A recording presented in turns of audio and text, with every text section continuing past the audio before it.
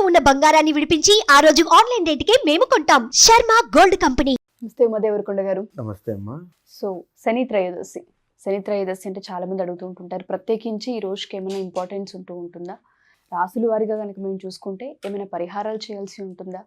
చాలా మంది అష్టమ శని, అర్ధాష్టమ శని ఇబ్బంది పడుతూ ఉంటుంటారు. వాళ్ళకి ఏమైనా ఊరటనిచ్చేలా ఇవాళ ఏమైనా శాంతి పరిహారం చేయొచ్చు అంటారా?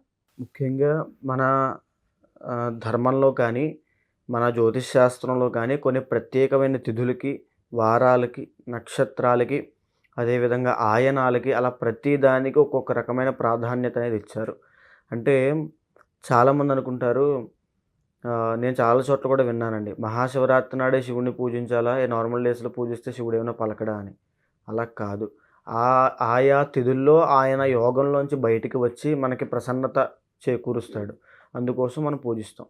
అయితే అలాంటి తిథే శని భగవానుడికి, అంటే గ్రహాల్లో శని అనేటువంటి గ్రహానికి సంబంధించి శని త్రయోదశి అనేటువంటి ఒకటి ఉంటుంది. అది చెప్పాలంటే విశేషంగా ఈ నెల డిసెంబర్ 28వ తారీఖు శని త్రయోదశి అయింది. అంటే శని త్రయోదశిని ఎలా గుర్తించాలంటే శనివారము, త్రయోదశి ఈ రెండు కలిస్తే దాన్ని శని త్రయోదశి అంటారు. అయితే ఆ రోజున ఎవరైనా సరే శని దోషం ఉన్నవాళ్ళు అని ఎలా చెప్పాలి? ఇప్పుడు రాశి పరంగా మనం తీసుకుంటే ఫస్ట్ ఆఫ్ ఆల్ వృషభ రాశి వారికి కంటక శని, వృత్తిరీత్యా ఇబ్బందులు ఉన్నవాళ్ళు ఆ రోజును ఉపయోగించుకోవాలి. ఇంకా అదేవిధంగా కర్కాటక రాశి వాళ్ళకి అష్టమ శని వాళ్ళు ఉపయోగించుకోవాలి. వృశ్చిక రాశి వాళ్ళకి అర్ధాష్టమ శని వాళ్ళు ఉపయోగించుకోవాలి. మకర, కుంభ, మీన రాశుల వాళ్ళకి ఏలినాటి శని వాళ్ళు ఉపయోగించుకోవాలి.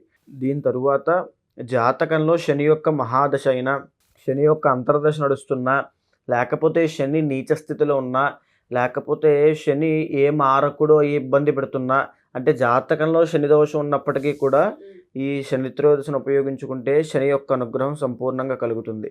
అయితే మనం చెప్పుకుంటాం శని కర్మకారకుడు అండి. కర్మకారకుడు అంటే ఆయన కొత్తగా మనకేమి కష్టాలు ఇవ్వడు. ఆయన రాగానే మనకేమి కష్టాలు రావు. మనం చేసుకున్నటువంటి పాపానికి ప్రతిఫలంగా మనం కష్టాలు అనుభవిస్తూ ఉంటాం. అది ఎప్పుడు అనుభవిస్తాం? శని యొక్క పీరియడ్లోనే అనుభవిస్తాం. అంటే గురుడు జ్ఞానానికి, ధనానికి కారకుడు. అదేవిధంగా శుక్రుడు భోగానికి కారకుడు. శుక్రుడు వచ్చాడు అంటే మీ జాతకంలో భోగం వస్తుంది. భోగము, సుఖము అనుభవిస్తారు. ఎలా అనుభవిస్తారు? మీరు చేసుకున్న పుణ్యానికి రిఫ్లెక్షన్ వల్ల. అదేవిధంగా శని వచ్చాడనంటే కర్మ అనుభవిస్తారు. మీరు చేసిన పాపకర్మకి రిఫ్లెక్షన్ అక్కడ అనుభవిస్తారు. అంటే ఎవరి రోల్ వాళ్ళు ప్లే చేస్తూ ఉంటారు. అలాగే శని కూడా చేస్తూ ఉంటారు. సో శని ఎవరు తిట్టుకోవాల్సిన పని లేదు. ఆయన నిజానికి మంచిగా చేస్తూ ఉంటారు. అయితే శని త్రయోదశి నాడు ఏం చేస్తే మంచి జరుగుతుంది? ముఖ్యంగా ఆ రోజు ఉదయమే తలస్నానం చేయాలి. శనివారం నాడు సూర్యోదయం తరువాత పడుకుంటే ఇంకా దరిద్రం పెరుగుతుంది. శనివారం నాడు సూర్యోదయం తరువాత ఎవ్వరూ పడుకోకూడదు. శనివారం సూర్యోదయం కంటే ముందే నిద్రలేచి ఆ రోజు తలస్నానం చేసి మీ ఇంట్లో వెంకటేశ్వర స్వామి దగ్గర దీపం పెట్టండి మొదటిగా. ఆ తరువాత గుడికి వెళ్ళి, శివాలయంలో నవగ్రహాలు ఉంటాయి, లేదా శనికి సంబంధించిన ప్రత్యేకమైన ఆలయం మన ఆంధ్రప్రదేశ్లో మందపల్లి అనేటువంటి క్షేత్రంలో ఉంది. అక్కడైనా పర్వాలేదు. మీ దగ్గరలో ఉన్న శివాలయంలో ఉన్నటువంటి నవగ్రహాల్లో ఉన్న పడమర దిక్కులో శని భగవానుడు ఉంటాడు. ఆ శని వద్దకు వెళ్ళి అక్కడ నల్ల నువ్వులు అందరికీ తెలిసే ఉంటాయి. నల్ల నువ్వుల నూనె, పత్తి అంటే కాటన్ అండి, మేకు, ఉప్పు, రాక్ సాల్ట్, తర్వాత నల్ల గుడ్డ. స్వామి నలుపు రంగు ఇష్టపడతారు కాబట్టి నల్ల జాకెట్ ముక్క కానీ నల్ల గుడ్డ కానీ అవి, తర్వాత ఆవు పాలు, తర్వాత వచ్చేసి కొబ్బరికాయ, ఇవన్నీ తీసుకుని వెళ్ళి స్వామి వద్ద ఈ నేను చెప్పిన వస్తువులన్నీ కూడా నల్ల నువ్వులు, మేకు ఇవన్నీ కూడా ఆయన వద్ద పెట్టేసి మిగతా వాటితో అభిషేకం చేసి ఆయనకు ఒక ప్రత్యేకమైన మంత్రం ఉంది. ఓం మందేశ్వరాయ నమః అంటారు. లేదా శ్లోకపూర్వకంగా మనం చూసుకుంటే నీలాంజన సమాభాషం రవిపుత్రం యమ అగ్రజం ఛాయా మార్తాండ సంభూతం తం నమామి శనైశ్చరం అనేటువంటి మంత్రానికి 9 సార్లు కానీ 19 సార్లు కానీ 54, 108 సార్లు జపం చేస్తూ ఒక ప్రదక్షిణమో 3 ప్రదక్షిణాలో మీ యొక్క శరీర ఆరోగ్య స్థితిని బట్టి 9 ప్రదక్షిణాలు చేస్తే లేదా 19 ప్రదక్షిణాలు చేస్తే ఆయన ప్రీతి పొందుతాడు. కాబట్టి 19 ప్రదక్షిణాలు చేసి ఆ తరువాత చాలామంది శనికి సంబంధించిన పూజ చేసిన తర్వాత కాళ్ళు కడుక్కోవాలా, చేతులు కడుక్కోవాలా, లేకపోతే ఆయన మనం చంపేస్తాడేమో అనుకుంటారు. కానీ నిజానికి అది కరెక్ట్ కాదండి. ఇప్పుడు ఉదాహరణకి మనం ఏదైనా ఒక మినిస్టర్ దగ్గరికి వెళ్ళామనుకోండి, ఆయనకి నమస్కారం పెడతాం, లేదంటే షేక్ హ్యాండ్ ఇస్తాం. షేక్ హ్యాండ్ ఇచ్చిన వెంటనే మనం వెళ్ళి చేయి కడుక్కున్నాం అనుకోండి, ఆయన అవమానించినట్టు. అవమానించినట్టే కదా. అలాగా ఆయన దగ్గరికి వెళ్ళిన తర్వాత ఎలాంటి కాళ్ళు చేతులు కడుక్కోవాల్సిన అవసరం లేదు. కాకపోతే చాలామంది నవగ్రహాల లోపలికి వెళ్ళినప్పుడు ఆ లోపల ఉండేటువంటి నల్ల నువ్వులను కానీ వాటిని కానీ తొక్కుతూ ఉంటారు. సో అవి తొక్కినప్పుడు మాత్రం ఖచ్చితంగా కాళ్ళు చేతులు కడుక్కోవాలి. కాళ్ళు చేతులు కళ్ళు కడుక్కోవాలి. లేకపోతే మీరు బయట నుంచి దండం పెట్టుకున్నట్లయితే అసలు అలాంటివి ఏమి చేయాల్సిన అవసరం లేదు. నమస్కారం చేసుకొని డైరెక్ట్గా శివాలయానికి వెళ్ళి, పక్కనే ఉన్నటువంటి ఆలయంలో ప్రాంగణంలో ఉన్న శివాలయంలోనికి వెళ్ళి శివదర్శనం తప్పకుండా చేసుకోవాలి.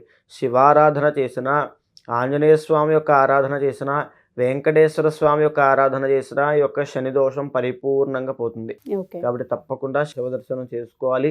ఇంటికి వెళ్ళిన తర్వాత ఏదైతే మనం పదార్థములు స్వామికి ఇందాక నల్ల నువ్వుల నూనె ఇచ్చాము, నువ్వులు ఇచ్చాము, తర్వాత రాక్ సాల్ట్ మనం స్వామివారికి సమర్పించుకున్నాము, కొబ్బరికాయ కూడా సమర్పించుకున్నాము, ఆవు పాలు సమర్పించుకున్నాము. ఇవన్నీ ఏదైతే ఆయనకి సమర్పించుకున్నామో ఆయన మీద గౌరవంతో, ఆయన మీద భక్తితో ఆయనకి ఇచ్చినటువంటి వస్తువులు ఆ రోజు మళ్ళీ సూర్యోదయం అయ్యేంత వరకు అవి తినకూడదు. మిగతా వస్తువులు ఏవైనా తినచ్చు, నూనె పదార్థములు తినకూడదు, ఓకే. తరువాత నువ్వులకు సంబంధించిన పదార్థములు తినకూడదు, కొబ్బరికి సంబంధించిన పదార్థములు తినకూడదు. ఇలాంటివి ఆయన మీద గౌరవంతోనే. ఒకవేళ తినేస్తే ఆయన చంపేస్తాడు, ఇలాంటివి కూడా ఏమీ పెట్టుకోవద్దు. ఆయన మీద గౌరవంతో, ఆయన మీద భక్తితో ఆ రోజు కనుక ఆ నిష్ఠానియమం పాటించి ఒక పూట భోజనము, ఒక పూట పలహారం చేసినట్లయితే ఏ దోషంతో మీరు శని దోషంతో బాధపడుతున్నారో ఆయన తప్పకుండా మిమ్మల్ని కరుణిస్తాడు, తప్పకుండా అనుగ్రహిస్తాడు.